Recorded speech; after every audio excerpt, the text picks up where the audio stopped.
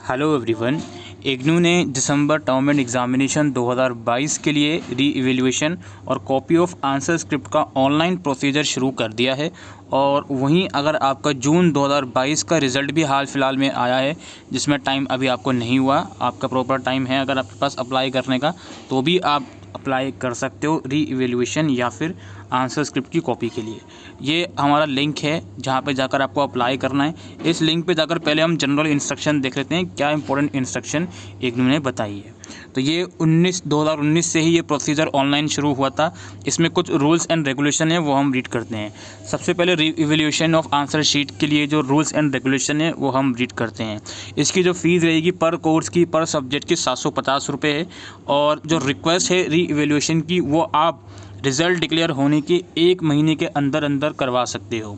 जो result declare होने की डेट है वो इग्नू की वेबसाइट पर जब रिज़ल्ट डिक्लेयर होता है उसमें डेट मेंशन होती है, वही डेट काउंट होगी आपकी। उसी डेट से लेकर 1 महीने के अंदर अंदर आप री इवेल्युएशन की रिक्वेस्ट डाल सकते हो। री इवेल्युएशन करने के बाद आपका जो बेटर स्कोर होगा, यानी कि री इवोल्यूशन से पहले वाला और री इवोल्यूशन के बाद वाला, उन दोनों में से जो बेटर स्कोर होगा वही आपका काउंट होगा फाइनल मार्कशीट में। अगर रिज़ल्ट आने के बाद आपका जो री इवोल्यूशन का रिज़ल्ट है उसमें आपके मार्क्स चेंज होते हैं, तो आपकी जो फाइनल सबमिट ये जो स्टेटमेंट ऑफ मार्कशीट है ये दोबारा से नई इशू करी जाएगी। इसके अलावा जो मिनिमम टाइम लगता है री इवोल्यूशन का रिज़ल्ट आने में वो 30 दिन लगता है। ठीक है, अप्लाई जिस दिन आपने करा होगा उस दिन से लेके कम से कम 30 दिन लगते हैं री इवोल्यूशन का रिज़ल्ट आने में। री इवोल्यूशन जो अलाउड है वो सिर्फ टर्म एंड थ्योरी एग्जामिनेशन में ही अलाउड है, और कोई जो आपका प्रैक्टिकल कंपोनेंट, लैब वर्क या असाइनमेंट वगैरह, इन सब चीज़ों में जो आपका री इवोल्यूशन है वो अलाउड नहीं है। इसके अलावा बात आती है आंसर शीट की फ़ोटोकॉपी पर। तो आंसर स्क्रिप्ट की फ़ोटोकॉपी के लिए पर सब्जेक्ट की जो फ़ीस है वो 100 रुपीज़ है। और इसकी जो एप्लीकेशन है वो आप रिज़ल्ट डिक्लेयर होने के 45 दिन के अंदर दे सकते हो। ठीक है, और डेट जो होती है रिज़ल्ट डिक्लेरेशन की वो ऑब्वियसली इग्नू वेबसाइट पर रिज़ल्ट के सेक्शन में लिखी रहती है। Student who find that any portion of the answer was not evaluated और any totaling error is noticed may point out the same and submit their representation along with a copy of their answer script supplied to them within 15 days। यानी कि मान लीजिए आपने photocopy के लिए apply किया हुआ है और आपके पास आपकी आंसर स्क्रिप्ट आ गई है वाया ईमेल या फिर वाया पोस्ट, तो आपको अगर लगता है कि उस आंसर स्क्रिप्ट में कोई डिस्क्रिपेंसी है टोटलिंग में, चेकिंग में, तो उसका रिप्रेजेंटेशन आप आंसर शीट आने के 15 दिन के अंदर अंदर दे सकते हो। ठीक है, इसके बाद कोई भी आपका प्रोसीजर अलाउड नहीं करा जाएगा। Student who intend to apply for photocopies of answer script में simultaneously apply for revaluation if they so desire. यानी कि ऐसे स्टूडेंट जो आंसर स्क्रिप्ट की फ़ोटोकॉपी के लिए अप्लाई कर रहे हैं वो उसके साथ साथ री इवोल्यूशन के लिए भी अप्लाई कर सकते हैं। Last date for submission of application for revolution will not be extended to facilitate them to point out discrepancy in the evaluation।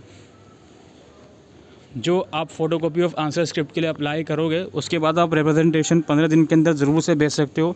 लेकिन अगर टाइम निकल गया तो आप ये नहीं कर सकते कि पहले आपने कॉपी के लिए अप्लाई कर दिया, उसके बाद आप देख रहे हो कॉपी आपकी आ गई, फिर आप रिवोल्यूशन के लिए अप्लाई करोगे अगर टाइम निकल जाता है तो इसलिए इग्नू ये आपको सजेस्ट करता है दोनों ही चीज़ों के लिए आप एक साथ अप्लाई करिए, कॉपी ऑफ आंसर स्क्रिप्ट के लिए भी और रिवोल्यूशन के लिए भी। और जब आप अप्लाई करोगे दोनों चीज़ों के लिए तो आपको अपना इग्नू आइडेंटिटी कार्ड भी ऑनलाइन फॉर्म में अपलोड करना पड़ेगा।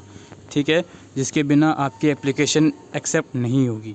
अगर आपकी कुछ जनरल क्वायरीज़ हैं रिवोल्यूशन रिज़ल्ट या फोटोकॉपी ऑफ आंसर स्क्रिप्ट के रिगार्डिंग, तो आप इन ईमेल आईडीज़ या फ़ोन नंबर पर कांटेक्ट कर सकते हो। ठीक है, तो ये तो कुछ चीज़ें थी जो आपको आंसर स्क्रिप्ट के बारे में बताई जा रही हैं। अब वापसी हम लिंक पर आते हैं। इस लिंक पर आप देखोगे एक चीज़ और मैं आपको बता दूँ, कुछ सब्जेक्ट ऐसे होते हैं जो जिनके एग्ज़ाम MCQ या OMR बेस्ड होते हैं, उसमें रिवोल्यूशन या फ़ोटोकॉपी ऑफ आंसर स्क्रिप्ट के लिए आप अप्लाई नहीं कर सकते हो। ठीक है, अच्छा अब यहाँ पर क्या है जी, ऊपर आप स्क्रॉल करोगे तो यहाँ पर कुछ जनरल इंस्ट्रक्शन यहाँ पर लिखी गई हैं और click here to know how to apply online form of revolution और कॉपी, इस पर आप क्लिक करोगे एक प्रोफॉर्मा खुलेगा आपके सामने, एक यूज़र मैनुअल खुलेगा। पहला स्टेप क्या है, आपको पहले स्टेप में अपना ईमेल आईडी, मोबाइल नंबर और एग्ज़ाम सेंटर कोड प्रोवाइड करना है।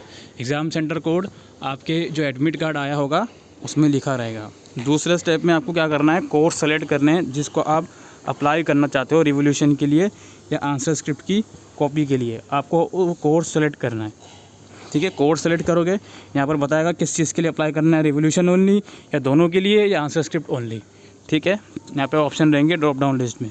अमाउंट शो होगा उसके अकॉर्डिंगली, जो आप सेलेक्ट करोगे उसके अकॉर्डिंगली यहाँ पर अमाउंट शो होगा। अगर सिर्फ रिवोल्यूशन के लिए अप्लाई कर रहे हो तो 750 रुपये शो होगा, दोनों के लिए अप्लाई कर रहे हो तो 850 रुपये शो होगा। अगर सिर्फ आंसर स्क्रिप्ट की कॉपी के लिए अप्लाई कर रहे हो तो 100 रुपीज़ शो होगा। बाकी लास्ट डेट यहाँ पर दिखाएगा कब तक है अप्लाई करने की, ठीक है। और आप यहाँ पर फिर ऐड रिक्वेस्ट कर दोगे, ठीक है। सब्जेक्ट वगैरह कोड चूज़ करके ऐड रिक्वेस्ट कर दोगे।